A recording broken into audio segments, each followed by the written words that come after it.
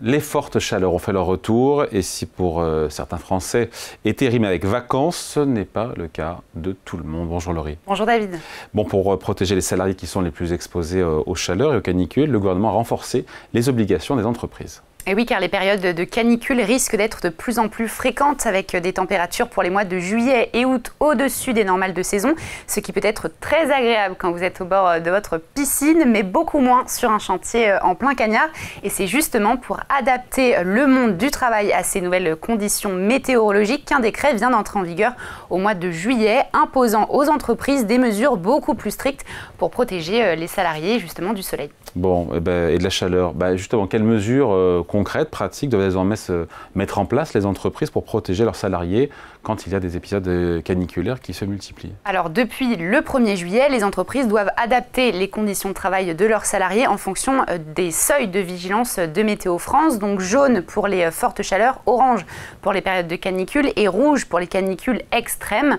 Concrètement, ce décret prévoit une réorganisation des horaires de travail, la suspension des tâches pénibles durant les périodes de la journée les plus chaudes, des moments de repos plus fréquents, la mise à disposition de points d'eau, l'aménagement des postes de travail avec par exemple des ventilateurs, des brumisateurs ou filtres solaires et enfin des équipements adaptés, donc vêtements respirants, rafraîchissants, des casquettes ou lunettes de soleil. Est-ce que ces règles, Laurie, concernent tous les secteurs, tous les métiers, ou est-ce qu'il y en a qui sont plus impactés que d'autres par ces obligations?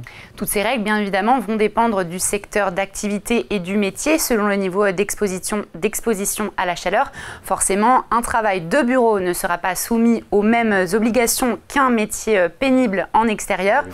Il faut savoir que les malaises sont la première cause de décès au travail, principalement suite à une forte exposition au soleil. En 2024, 7 décès au travail en lien avec la chaleur ont été recensés majoritairement dans le bâtiment et l'agriculture. Mais avant ce décret, Laurie, donc de début juillet, quelles étaient les pratiques des employeurs face à ces vagues de chaleur? Qu'est-ce qu'il y a de vraiment nouveau avec ce cadre réglementaire 2.0?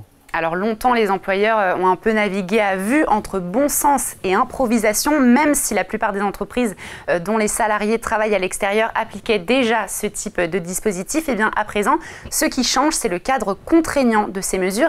Et pour être sûr que ces nouvelles règles soient bien respectées, les contrôles vont être renforcés cet été. L'année dernière, 1500 contrôles ont été menés et les entreprises qui ne respectent pas ces règles s'exposent forcément à des sanctions, donc qui peuvent aller d'amende, voire des sanctions pénales en cas d'accident. Tiens, justement, imaginons un salarié, est-ce qu'il peut refuser carrément de venir travailler en cas de forte chaleur? Il peut ou il ne peut pas?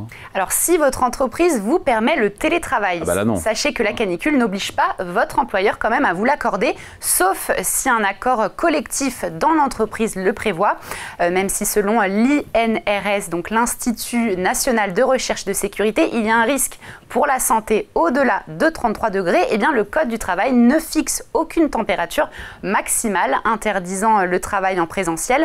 En revanche, un salarié peut exercer son droit de retrait s'il estime être en danger grave et imminent à cause de la chaleur. Et puis si la température vous donne comme une envie d'aller travailler en short, David, eh bien sachez que l'employeur conserve la possibilité de fixer des règles vestimentaires, notamment pour des raisons bien sûr de sécurité, mais aussi d'image. Donc le short, ce ne sera pas forcément autorisé. Allez, merci Laurie. Merci David.